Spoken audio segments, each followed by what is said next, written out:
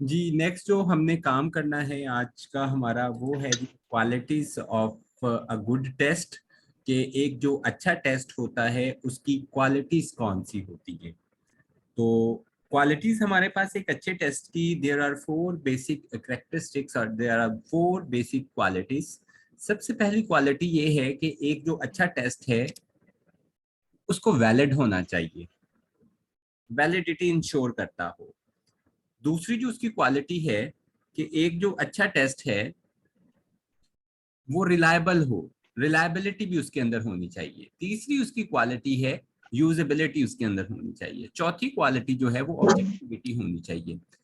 अब ये वैलिडिटी से क्या मुराद है, रिलायबिलिटी से क्या मुराद है, यूजेबिलिटी से क्या मुराद है और ऑब्जेक्टिविटी से क्या मुराद है, इसको सबसे पहले हम लोग डिस्कस कर लेते हैं। तो वैलिडिटी क्या होता है, वैलिडिटी से मुराद होता है एक्यूरेसी। ये वाला लफ्ज आपने लाजमी जहन में रखना है। वैलिडिटी से मुराद है एक्यूरेसी, रिलायबिलिटी से मुराद है कंसिस्टेंसी। वैलिडिटी, एक टेस्ट को हम कब कहेंगे कि वैलिड कब है, एक टेस्ट को हम उस वक्त वैलिड कहेंगे, हम उस वक्त कहेंगे कि ये वाला टेस्ट जो है ये वैलिडिटी को इंश्योर कर रहा है जब हमें ये पता होगा कि जो चीज हम पूछना चाह रहे हैं बच्चे से टेस्ट के अंदर भी हमने वही चीज लिखी है।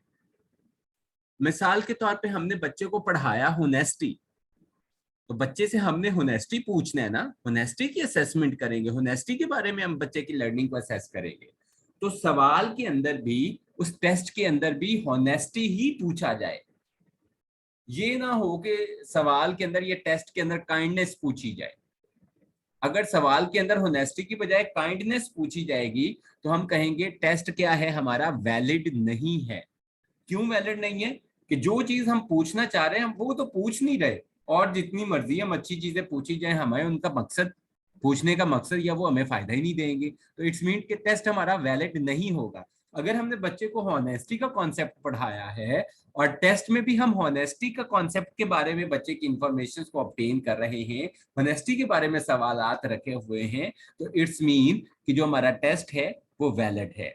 इसी को कहते हैं एक्यूरेसी, कि the measure what is suppose to measure, कि हम उसी चीज को मैयर कर रहे हैं जिस चीज को हम मैयर करना चाहते हैं, हम उसी चीज को असेस कर रहे हैं जिस चीज को हम असेस करना चाहते हैं। इसको हम कहते हैं वैलिडिटी। अगला जो कॉन्सेप्ट है, अगली जो करेक्टरिस्टिक है एक अच्छे टेस्ट की, दैट इज रिलायबिलिटी। तो रिलायबिलिटी से क्या मुराद है, कि रिलायबिलिटी से मुराद है कंसिस्टेंसी, कि एक वक्त में एक बच्चे से हमने एक वक्त टेस्ट लिया उसमें से उसके नंबर आए हैं 50, दूसरी वक्त हमने जब टेस्ट लिया तब भी उसके नंबर आएंगे 50 या 50 के अराउंड अबाउट आएंगे। तो फिर हम कहेंगे कि जो टेस्ट है हमारा रिलायबिलिटी। अगर हम एक दफा टेस्ट लेते हैं बच्चे के नंबर आते हैं 50, दूसरी दफा हम टेस्ट लेते हैं उसी बच्चे के नंबर आ जाते हैं 90 या उसके नंबर आ जाते हैं 10, तो इसका मतलब है टेस्ट हमारा क्या है, रिलायबल नहीं है, टेस्ट हमारा सही नहीं बना हुआ, उस टेस्ट पे एतबार नहीं किया जा सकता उसके रिजल्ट्स पर। तो अगर 50 या 50 के करीब करीब आएंगे नंबर तो इट्स मीन कि जो टेस्ट हमारा है वो रिलायबल है। जितनी दफा भी हम वो टेस्ट कंडक्ट करें बच्चों के नंबर कितने आने चाहिए, 50 के करीब करीब नंबर आने चाहिए। तो ये क्या होता है, रिलायबिलिटी होती है। कंसिस्टेंसी अगर हो तो उसको रिलायबिलिटी कहते हैं। यूजेबिलिटी से क्या मुराद है, कि टेस्ट ऐसा होना चाहिए जिसको हम आसानी से एडमिनिस्ट्रेट भी कर सकें क्लास में। यानी कि ये नहीं होना चाहिए कि हम एक टेस्ट बना दें और क्लास में बच्चों को दे दें, और बच्चों को दें हमने 3 घंटे उस टेस्ट को हल करने के लिए, लेकिन टेस्ट हम ऐसा बना दें कि वो टेस्ट आपका 7 घंटों में भी हल ना हो, इतने लंबे सवाल पूछ लें। या हम बच्चों को टाइम तो 3 घंटे का दे रहे हैं लेकिन सवाल ही हमने इतने शॉर्ट बना दिए हैं कि वो आधे घंटे में बच्चे सवाल हल कर ले, तो ये भी हमारे पास क्या है, उसकी यूजेबिलिटी नहीं है उस टेस्ट की। यूजेबिलिटी से क्या मुराद है, कि आसानी से आप उसको एडमिनिस्ट्रेट कर सको, कि टेस्ट ऐसा होना चाहिए जो आपके पास स्पेसिफिक टाइम स्पैन है या जो मामलात हैं उनके मुताबिक आप उसको कंडक्ट भी करवा सको, ये उसकी यूजेबिलिटी है। और उस टेस्ट के रिजल्ट्स को आगे आप डिफरेंट स्टेक होल्डर्स के साथ इस्तेमाल भी कर सको, शेयर भी कर सको। ऑब्जेक्टिविटी से क्या मुराद है? टेस्ट ऐसा होना चाहिए कि उसके अंदर ऑब्जेक्टिविटी हो, बाइसनेस ना हो रेटर की चेक करते वक्त। एग्जामिनर जो होता है जब टेस्ट को चेक करता है वो ऑब्जेक्टिव रहते हुए विदाउट एनी बाइसनेस वो उस टेस्ट को चेक कर रहा हो। ये ना हो कि टेस्ट ऐसा हो कि वो एग्जामिनर को बहुत अच्छा सवाल लगता हो तो वो उसमें सारा सभी को कहता है जी मेरे जितना नॉलेज ही नहीं है किसी के पास इस सवाल के बारे में, वो अपने नॉलेज को स्टैंडर्ड बना के आपको फेल करता जाए। तो मार्किंग के अंदर ऑब्जेक्टिविटी होनी चाहिए। तो ये हैं qualities of a good test. जो नेक्स्ट हमने चीज इसमें करनी है वो हमने ये करना है वैलिडिटी और रिलायबिलिटी की आगे फर्दर टाइप्स करनी है। और वैलिडिटी और रिलायबिलिटी की जो टाइप्स हैं इट्स वेरी वेरी इंपॉर्टेंट, ये बहुत इंपॉर्टेंट है, इनको आपने आज समझना है। तो वैलिडिटी और रिलायबिलिटी की एग्जाम पर जाने से पहले मैं आपसे रिक्वेस्ट करूंगा कि अगर आपका कोई इन चारों कॉन्सेप्ट्स के बारे में अभी तक जितनी चीजें हमने इसके बारे में डिस्कस की हैं आपके जहन में कोई क्वेश्चन हो तो आप वो सवाल पूछें पहले, फिर हम इनकी टाइप्स पे चलते हैं। अस्सलाम वालेकुम सर। वालेकुम अस्सलाम। सर ऑब्जेक्टिविटी में कंफ्यूजन है, इसको दोबारा से क्लियर कर दें। जी, ऑब्जेक्टिविटी से मुराद ये है कि जो चेक करने वाले लोग होते हैं ना वो बाइसनेस ना शो करें, जितने नंबर बनते हैं उतने ही नंबर दें। यहां पर ऑब्जेक्टिविटी से ये मुराद है, यहां पर ऑब्जेक्टिविटी से मारूजी तर्ज के सवाल नहीं है। यहां पर ऑब्जेक्टिविटी से मुराद ये है कि जो रेटर होगा rater should be objective during checking the paper, during rating your assessment. क्योंकि जितने नंबर बन रहे हैं उतने नंबर दे, वो बाइसनेस ना शो करे। Is it clear now? Questions के लिए बाइसेस ना शो करें, टेस्ट के लिए, ना टेस्ट के स्टूडेंट्स के लिए लिए। करे ना बच्चों के लिए फेवरेटिज्म रखे। ओके, ठीक है सर, क्लियर है। जी, और किसी का कोई सवाल?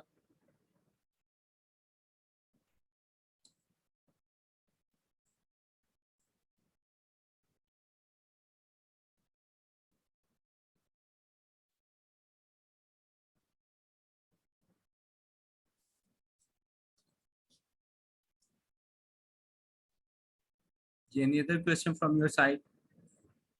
ओके, हम नेक्स्ट चलते हैं। हमारे पास वैलिडिटी, वैलिडिटी हम पढ़ चुके हैं कि वैलिडिटी से क्या मुराद होता है। वैलिडिटी से मुराद है कि एक्यूरेसी, कि जो चीज आप मैयर करना चाह रहे हैं आप उसी को मैयर करें, उसी चीज को टेस्ट के अंदर रखें। तो वैलिडिटी की जो एग्जाम है, वैलिडिटी की जो एग्जाम है उसमें सबसे पहले हमारे पास फेस वैलिडिटी आ जाती है, कंटेंट वैलिडिटी है, कंस्ट्रक्ट वैलिडिटी है, और कंस्ट्रक्ट वैलिडिटी के बाद हमारे पास क्राइटेरियन वैलिडिटी है। तो सबसे हमारे पास पहले है जी फेस वैलिडिटी। फेस वैलिडिटी को हम लोग देख लेते हैं कि फेस वैलिडिटी से क्या मुराद है। कि फेस वैलिडिटी से मुराद ये है कि आपका जो टेस्ट है उस टेस्ट के जरिए आप जो चीज मैयर करना चाह रहे हो, जो चीज आप उस टेस्ट में पूछने चाह रहे हो, शक्ल से जब आप टेस्ट देखें तो आपको लगे कि वाकई ये इस चीज के बारे में टेस्ट है। मिसाल के तौर पे आपको मैथमेटिक्स का टेस्ट आपने देना है, आपने मैथ का टेस्ट लेना है बच्चों से, तो आपके जो क्वेश्चंस होंगे वो मैथमेटिकल इक्वेशंस की सूरत में हों। ये ना हो कि आप उसको उर्दू अबारत में लिख दें या इंग्लिश की अबारतों में लिखें, स्टेटमेंट्स की सूरत में आप डिस्क्रिप्शन उसकी दे दें, डिस्क्राइब करें। जब आप डिस्क्राइब करेंगे तो पहली नजर में देखने से आपको लगेगा यार ये तो मैथ का टेस्ट ही नहीं है।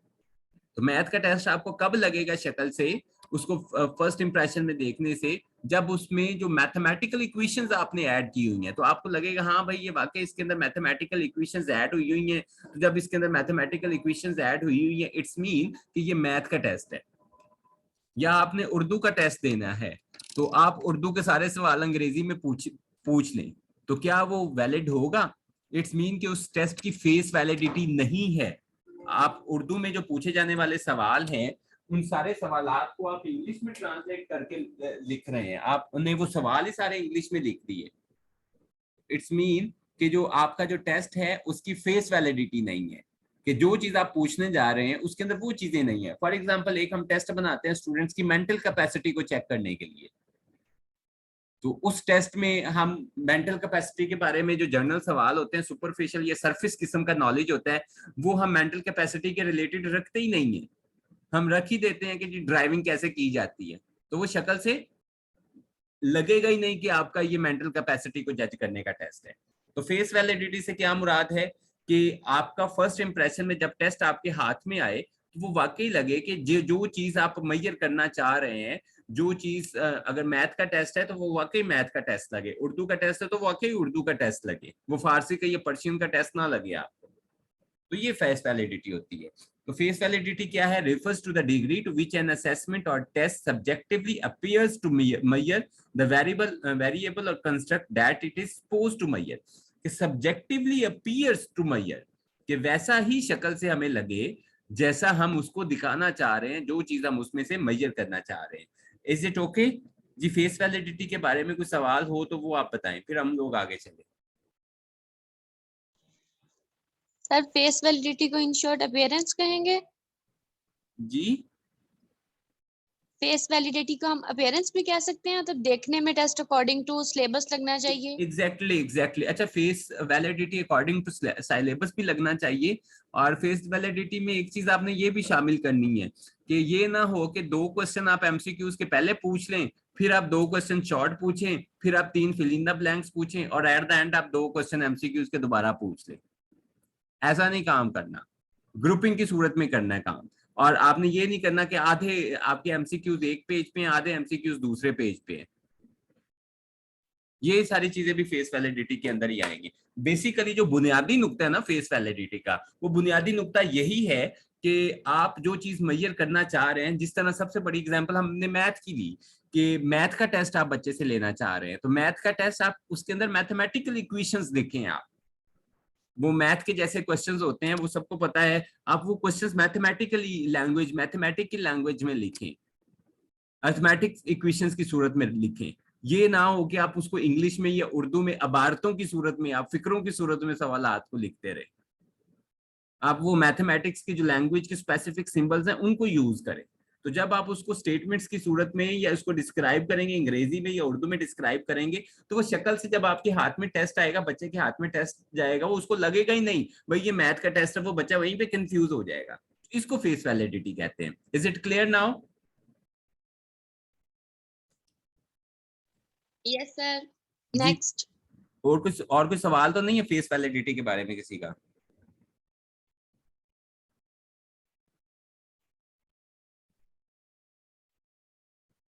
ओके, फेस वैलिडिटी से मुराद है, फेस वैलिडिटी के बाद आ जाता है हमारे पास कंटेंट वैलिडिटी। कंटेंट वैलिडिटी को हम बाद में पढ़ते हैं, लेकिन पहले हम पढ़ लेते हैं कंस्ट्रक्ट वैलिडिटी को। कंस्ट्रक्ट वैलिडिटी क्या होती है?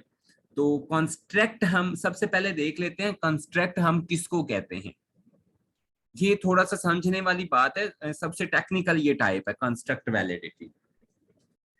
तो कंस्ट्रक्ट वैलिडिटी क्या होती है? सबसे पहले हमें ये कंस्ट्रक्ट वैलिडिटी को समझने के लिए ये जरूरी है कि कंस्ट्रक्ट वैलिडिटी, हम कंस्ट्रक्ट को समझे कि कंस्ट्रक्ट हम किसको कहते हैं। कंस्ट्रक्ट एक ऐसा वेरिएबल होता है या एक ऐसा फिनोमिना होता है या एक ऐसा टॉपिक होता है जिसको डायरेक्ट मेजर नहीं किया जा सकता। उसको हम क्या कह देते हैं? उसको कंस्ट्रक्ट कह देते हैं।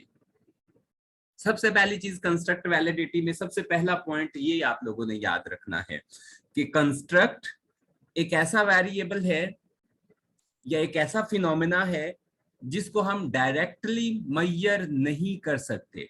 तो फिर कंस्ट्रक्ट को हम मेजर कैसे करें? तो कंस्ट्रक्ट को मेजर करने के लिए हम डिफरेंट इंडिकेटर्स बनाते हैं। अब वो इंडिकेटर्स कैसे बनाएं? तो इसके लिए मैं आपको एक मिसाल देता हूं, बल्कि मिसाल छोड़ के मैं आपको एक एग्जांपल दिखाता हूं। मैं अपने पीएचपी का क्वेश्चन ईयर आप लोगों को दिखाता हूं, वो शेयर करता हूं आप लोगों के साथ।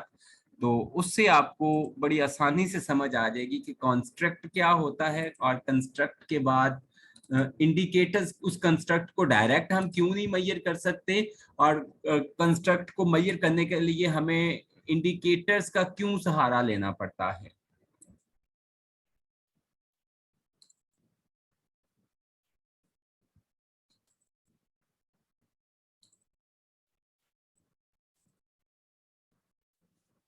ओके, तो जो कंस्ट्रक्ट है, कंस्ट्रक्ट को हमने ये पढ़ा है कि जो कंस्ट्रक्ट होता है, ये अभी थोड़ा सा वेट करें, ये ओपन हो रही है फाइल। जो कंस्ट्रक्ट होता है, कंस्ट्रक्ट क्या होता है कि एक ऐसा फिनोमेना या एक ऐसा वेरिएबल होता है जिसको हम डायरेक्ट मेजर नहीं कर सकते। तो यहाँ पर जो मेरा एक पीएचडी का क्वेश्चन ईयर है, उसमें जो मेरे पास एक वेरिएबल है, that is classroom learning environment. Classroom environment क्या है? एक कॉन्स्ट्रक्ट है। क्लासरूम इन्वायरमेंट को मेजर करने के लिए मैंने फिर क्या किया, मैंने आगे डिफरेंट इंडिकेटर्स लिए, डिफरेंट फैक्टर्स बनाए। अब क्लासरूम इन्वायरमेंट, मुझे पता है कि मैं अगर किसी चीज, किसी बच्चे से या किसी टीचर से मैं पूछना चाह रहा हूं कि क्लासरूम इन्वायरमेंट मैंने मेजर करना है कि इसमें क्लासरूम या किसी क्लास में मैंने देखना है कि क्लासरूम इन्वायरमेंट कैसा है, तो मैं उस क्लासरूम इन्वायरमेंट को कैसे देखूंगा? जाके मैं उसमें कुछ चीजों को देखूंगा। वो किन चीजों को देखूंगा? मैं देखूंगा उसके अंदर पर्सनलाइजेशन है, उस इन्वायरमेंट के अंदर, उस के अंदर पार्टिसिपेशन हो रही है उस इन्वायरमेंट, उस लर्निंग इन्वायरमेंट के अंदर। यानी कि पर्सनलाइजेशन में इससे मुराद ये है कि जो टीचर है वो हर बच्चे का ख्याल रख रहा है, हर बच्चे की जो पर्सनल नीड्स हैं उनका ख्याल रख रहा है या नहीं रख रहा, यानी कि वो पर्सनली उस बच्चों के साथ कैसा बिहेव करता है। तो पार्टिसिपेशन से क्या मुराद है कि उस लर्निंग इन्वायरमेंट में बच्चे पार्टिसिपेट कर रहे हैं या नहीं कर रहे। दूसरा जो इंडिकेटर है वो पार्टिसिपेशन का, तीसरा इंडिकेटर है वो इंडिपेंडेंस का है कि क्या उस लर्निंग इन्वायरमेंट में बच्चों के पास इंडिपेंडेंस है, फ्रीडम ऑफ एक्सप्रेशन है, या मैं अपने डिसीजंस बच्चों पर इम्पोज कर रहा हूँ, या टीचर अपने डिसीजंस बच्चों पर इम्पोज करता है। इसी तरह लर्निंग इन्वायरमेंट में इन्वेस्टिगेशन है, बच्चे खुद चीजों को इन्वेस्टिगेट कर रहे हैं उस क्लासरूम इन्वायरमेंट के अंदर या नहीं कर रहे। तो ये क्या है ये, और इसके बाद डिफ्रेंसिएशन आ जाती है। डिफ्रेंसिएशन के मुख्तलिफ बच्चों की मुख्तलिफ नीड्स होती हैं, क्या बच्चों को अकॉर्डिंग टू देयर नीड्स काम करने की परमिशन है या नहीं है, क्या मुख्तलिफ बच्चों को मुख्तलिफ कंसीडर किया जा रहा है या नहीं किया जा रहा। तो कॉन्स्ट्रक्ट हमारे पास क्या था? कॉन्स्ट्रक्ट हमारे पास क्लासरूम लर्निंग इन्वायरमेंट था। अब क्लासरूम लर्निंग इन्वायरमेंट को हम डायरेक्ट मेजर नहीं कर सकते। क्लासरूम लर्निंग एनवायरनमेंट को अगर डायरेक्ट मेजर नहीं कर सकते तो फिर हम क्या कहते हैं जी? हम कहते हैं जी एक अच्छा जो क्लासरूम लर्निंग एनवायरनमेंट होता है उसके अंदर पर्सनलाइजेशन होती है, उसके अंदर पार्टिसिपेशन होती है, उसके अंदर डिफरेंशिएशन होती है, उसके अंदर इंडिपेंडेंस होती है, उसके अंदर इन्वेस्टिगेशन होती है। तो ये हमने 4 या 5 क्या बना दिए, हमने क्लासरूम लर्निंग एनवायरनमेंट के इंडिकेटर्स बना दिए कि अगर एक अच्छे जो क्लासरूम लर्निंग एनवायरनमेंट है उसके अंदर ये सारे इंडिकेटर्स हैं, उसमें डिफरेंशिएशन है, उसके अंदर इन्वेस्टिगेशन है, उसके अंदर इंडिपेंडेंस है, उसके अंदर पर्सनलाइजेशन है, उसके अंदर पार्टिसिपेशन है, तो क्लासरूम लर्निंग एनवायरनमेंट अच्छा है। इसी तरह आप एक और देखें, फॉर एग्जांपल नेक्स्ट हमारे पास जो कंस्ट्रक्ट है दैट इज क्वालिटी टीचिंग। तो क्वालिटी टीचिंग एक कंस्ट्रक्ट है, इसको हम डायरेक्ट मेजर नहीं कर सकते। मुझे कैसे पता चलेगा जी इस क्लास की जो टीचिंग हो रही है या जो मैं पढ़ा रहा हूँ वो क्वालिटी वाइज बेहतर है या नहीं है? उस टीचिंग को हम क्वालिटी टीचिंग कह सकते हैं या नहीं कह सकते? तो इस क्वालिटी टीचिंग को मेजर करने के लिए मैंने डिफरेंट फैक्टर्स रखे, मैंने डिफरेंट इंडिकेटर्स रखे, डिफरेंट स्टैंडर्ड्स रखे। क्या इस क्लास के अंदर मैं वो स्टैंडर्ड्स देखूंगा, क्या ये स्टैंडर्ड्स इस क्लास में ड्यूरिंग टीचिंग मीट हो रहे हैं? अगर तो वो स्टैंडर्ड्स मीट हो रहे हैं, वो इंडिकेटर्स मीट किए जा रहे हैं, तो इट्स मीन कि क्वालिटी टीचिंग होगी। तो वो फॉर एग्जांपल क्वालिटी टीचिंग को मेजर करने के लिए, क्वालिटी टीचिंग एक कॉन्स्ट्रक्ट है, उसको मेजर करने के लिए हमारे पास पहला इंडिकेटर है लेसन डिजाइन। क्या हम डिजाइनिंग करते हैं, लेसन प्लानिंग करते हैं अपनी क्लास में, या जो भी मैं पढ़ाता हूँ उसकी मैं लेसन प्लानिंग करता हूँ या नहीं करता? उसके बाद क्या आ जाता है जी? Teaching skills. क्या मेरे अंदर टीचिंग स्किल्स हैं? अगर अच्छी टीचिंग स्किल्स हैं इट्स मीन कि क्वालिटी टीचिंग की तरफ मैं बढ़ रहा हूँ। कम्युनिकेशन स्किल्स, अगर मेरी कम्युनिकेशन अच्छी हैं इट्स मीन कि मैं क्वालिटी टीचिंग की तरफ बढ़ रहा हूँ। अगर expertise skill in the lesson content में, अपनी जो स्किल्स हैं, ये जो मेरे पास कंटेंट होता है उसको डिलीवर करने में मैं एक्सपर्ट हूं या नहीं हूं, अगर मैं एक्सपर्ट हूं इट्स मीन कि मैं क्वालिटी टीचिंग की तरफ बढ़ रहा हूं। इसके बाद इंडिविजुअल एंड ऑक्यूपेशनल आ जाता है कि मेरे अंदर पर्सनल इंटरेस्ट भी है या नहीं है, मेरे अंदर प्रोफेशनल एथिक्स भी हैं या नहीं है। तो अगर ये सारी चीजें आती हैं, ये इंडिकेटर्स आते हैं, तो इट्स मीन कि क्वालिटी टीचिंग हो रही है। होपफुली आपको कॉन्स्ट्रक्ट की समझ आ चुकी होगी कि कॉन्स्ट्रक्ट किसको कहते हैं। अब हम लोग वापस आ जाते हैं अपनी वैलिडिटी की तरफ। तो यहाँ पर आप मुझे ये बताएं कि कॉन्स्ट्रक्ट की आपको समझ आ गई है कि कॉन्स्ट्रक्ट किसको कहते हैं। कॉन्स्ट्रक्ट एक ऐसा वेरिएबल होता है जिसको डायरेक्ट मेजर नहीं किया जा सकता, उसको मेजर करने के लिए फर्दर हमें डिफरेंट वेरिएबल्स को देखना पड़ता है, डिफरेंट इंडिकेटर्स को देखना पड़ता है। यहां तक क्लियर है सबको या कोई सवाल है?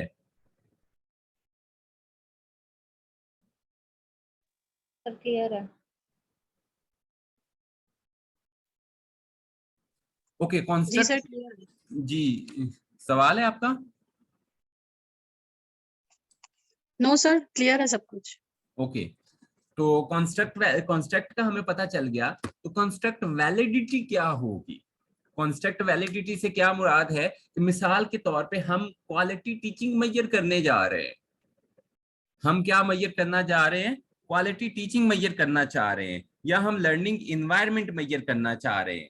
एक कॉन्स्ट्रक्ट है ना हमारा, क्वालिटी टीचिंग या लर्निंग इन्वायरमेंट।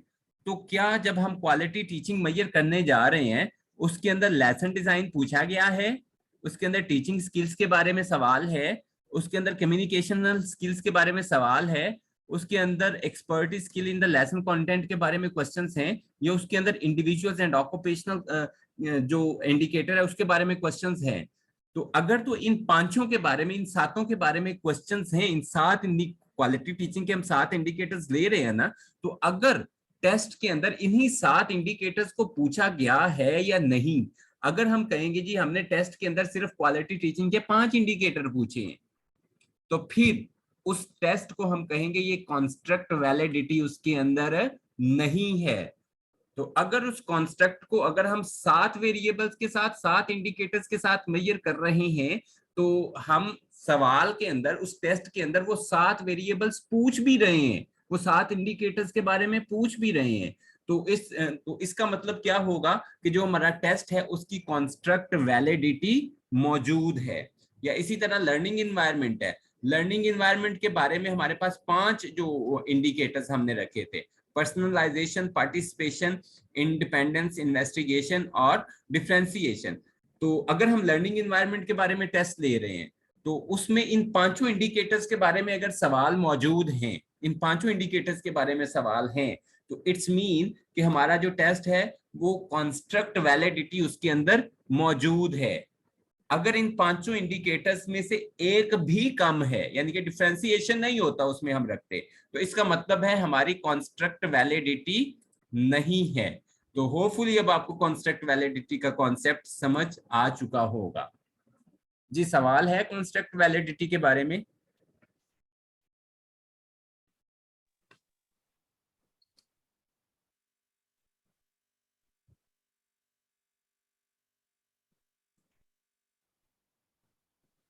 जी, कॉन्स्ट्रक्ट वैलिडिटी की समझ आ गई? बता दिया करें फिर हम लोग आगे चले। मैं इस पे इतना ज्यादा फोकस इस वजह से कर रहा हूँ, ये थोड़ा सा टेक्निकल है। और वालेकुम अस्सलाम।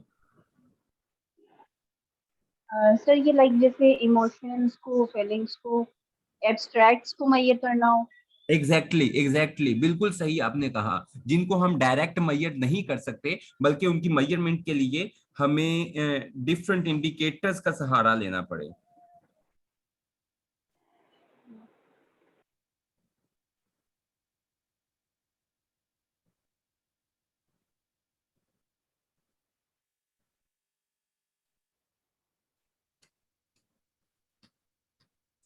जी क्लियर है, आगे चलें। तो आप लोग इसको Yes, सिर्फ sir. कॉन्स्ट्रक्ट वैलिडिटी तक रखें कि आगे कन्वर्जेंट वैलिडिटी या डिस्क्रिमिनेट वैलिडिटी या डाइवर्जेंट वैलिडिटी या कॉन्स्ट्रक्ट अंडर रिप्रेजेंटेशन या कॉन्स्ट्रक्ट इररेलेवेंट वेरिएंस, ये थोड़े से आगे कॉम्प्लिकेटेड कॉन्सेप्ट्स आ जाते हैं, इसको आप लोगों ने नहीं देखना। आप कॉन्स्ट्रक्ट वैलिडिटी तक रहें कि कॉन्स्ट्रक्ट वैलिडिटी क्या होती है। तो इसको मैं रफली यहाँ पे मैं आपको डिस्कस अभी करता हूँ, लेकिन आपने पेपर के पॉइंट ऑफ व्यू से सिर्फ कॉन्स्ट्रक्ट वैलिडिटी को जितना हमने अभी तक किया है उतना ही समझना है कि कॉन्स्ट्रक्ट वैलिडिटी को मेजर करने के लिए जो रिक्वायर्ड इंडिकेटर्स हैं, अगर टेस्ट के अंदर वो रिक्वायर्ड इंडिकेटर्स मौजूद है, इट्स मीन कि कॉन्स्ट्रक्ट वैलिडिटी है। अगर वो रिक्वायर्ड इंडिकेटर्स नहीं है, तो इट्स मीन कि वो हमारे पास कॉन्स्ट्रक्ट वैलिडिटी उस टेस्ट के अंदर नहीं है। तो कन्वर्जेंट वैलिडिटी क्या है? Is how well a test agrees with other previously validated test that measures the same construct. के इसमें हम लोग देखते हैं कि हम टीचिंग क्वालिटी कर रहे थे, टीचिंग क्वालिटी को मेजर कर रहे थे, टीचिंग क्वालिटी का कॉन्स्ट्रक्ट मेजर कर रहे थे, तो कोई और टेस्ट पकड़ते हैं, किसी और का बनाया हुआ टेस्ट पकड़ते हैं जो क्वालिटी टीचिंग, उस बंदे ने भी क्वालिटी टीचिंग मेजर की है, तो हम लोग ये देखते हैं क्या जो हमने क्वालिटी टीचिंग के इंडिकेटर्स रखे हैं उस बंदे ने भी वही क्वालिटी टीचिंग के इंडिकेटर रखे हैं, उसको मैच करेंगे हम।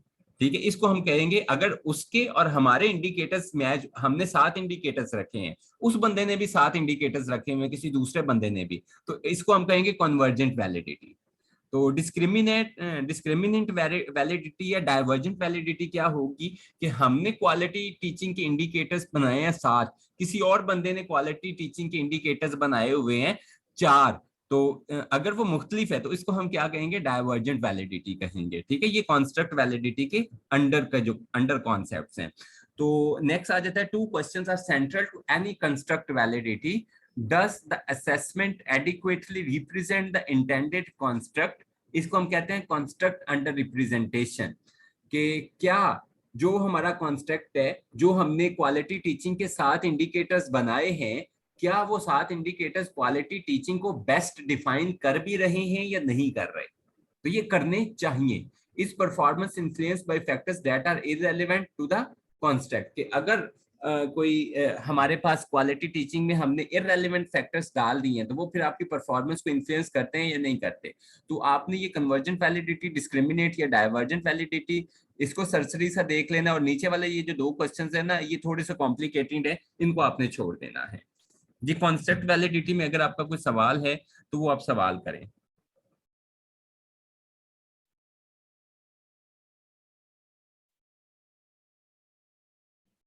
नेक्स्ट हम कर लेते हैं जी, ये जो नंबर 2 पे था हमारे पास, कंटेंट वैलिडिटी। कंटेंट वैलिडिटी क्या है? अब हमने कॉन्स्ट्रक्ट पढ़ लिया, कॉन्स्ट्रक्ट को मेजर करने के लिए हमारे पास इंडिकेटर्स होते हैं, तो अब अगर हमने वो इंडिकेटर्स जो है, इंडिकेटर्स के अगेंस्ट, मैं दोबारा उसी क्वेश्चन ईयर पे जाता हूं जो क्वेश्चन ईयर मैंने आपको आगे दिखाया था।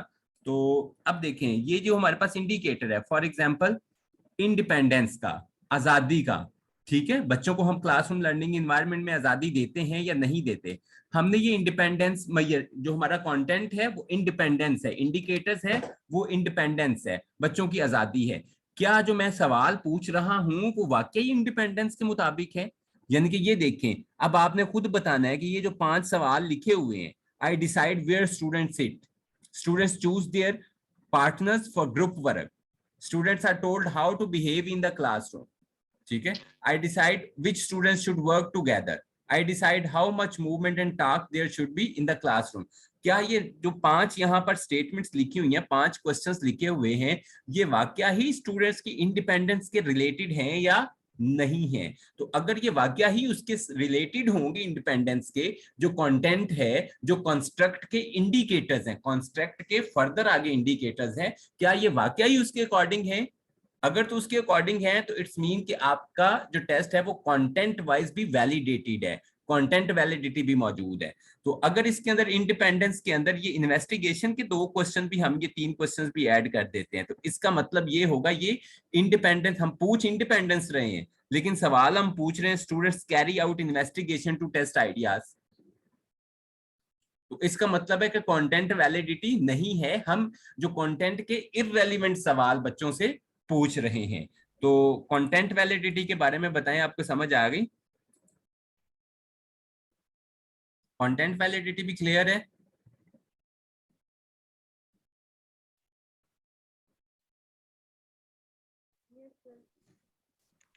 जी बता दिया करें, इज इट क्लियर? सर इसकी कोई एग्जांपल दे दें, अभी थोड़ा सा ना वेग है।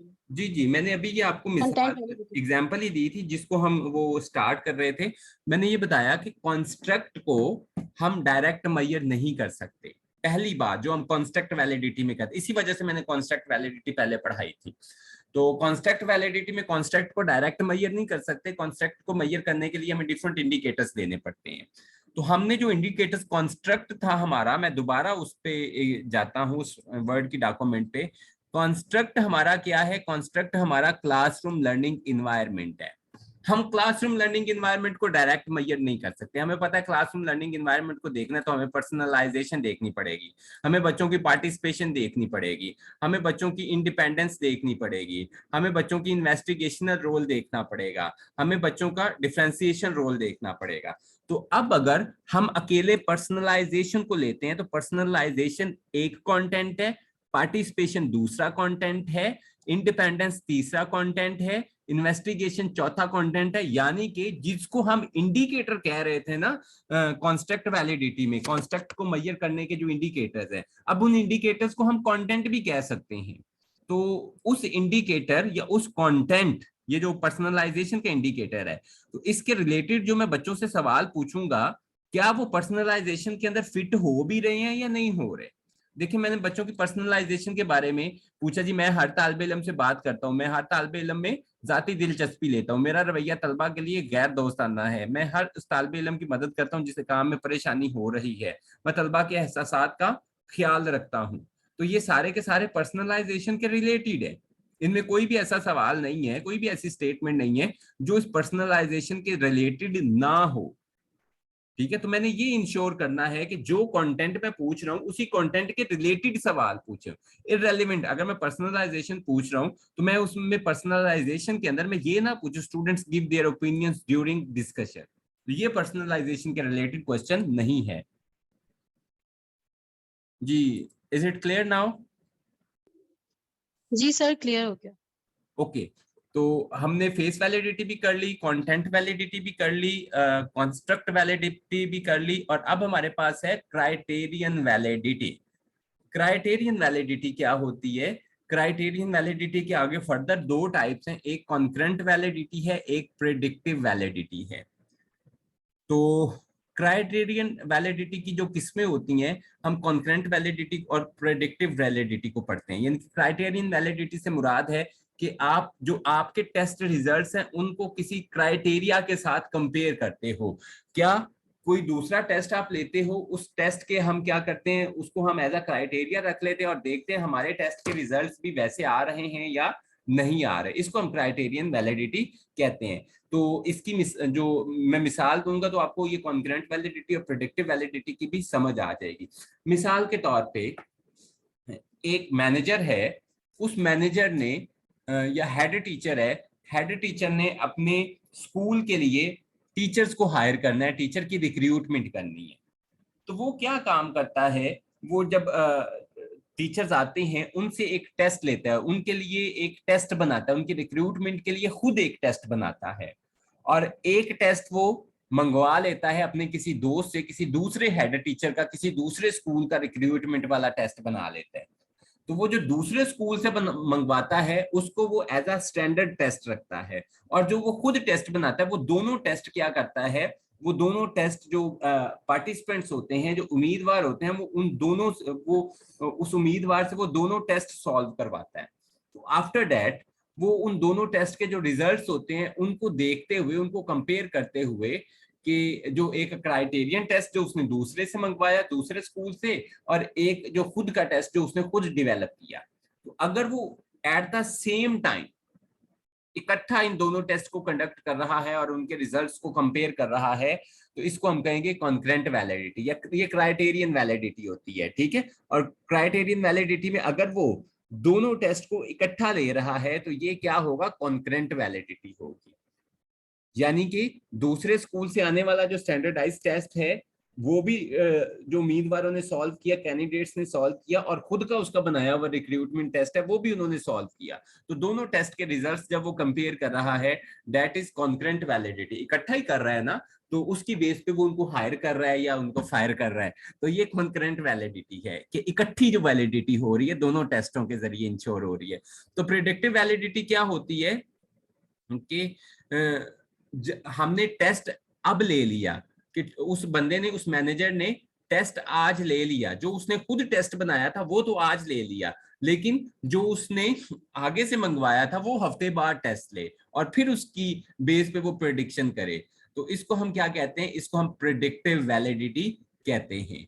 तो ये क्राइटेरियन वैलिडिटी। अब इन दोनों में देखें, कॉन्करेंट वैलिडिटी को और प्रेडिक्टिव वैलिडिटी को, दोनों वैलिडिटी की टाइप्स के अंदर क्राइटेरिया वो रख रहा है। कॉन्करेंट में वो फौरी क्राइटेरियन जो टेस्ट होता है, जो स्टैंडर्डाइज टेस्ट उसने दूसरे स्कूल से मंगवाया उसके साथ फौरी कंपेयर कर रहा है। प्रिडिक्टिव में वो इन फ्यूचर कंपेयर करता है टेस्ट को, यानी कि जो उसने खुद टेस्ट बनाया होता है उससे और जो उसने स्टैंडर्डाइज टेस्ट बनाया होता है उन दोनों टेस्ट के रिजल्ट्स को वो फ्यूचर में कंपेयर करता है। तो ये क्राइटेरियन वैलिडिटी होती है। ये अभी हमारा सेशन एक दफा क्लोज होने लगा है, तो इसके बाद जो क्वेश्चंस होंगे वो नेक्स्ट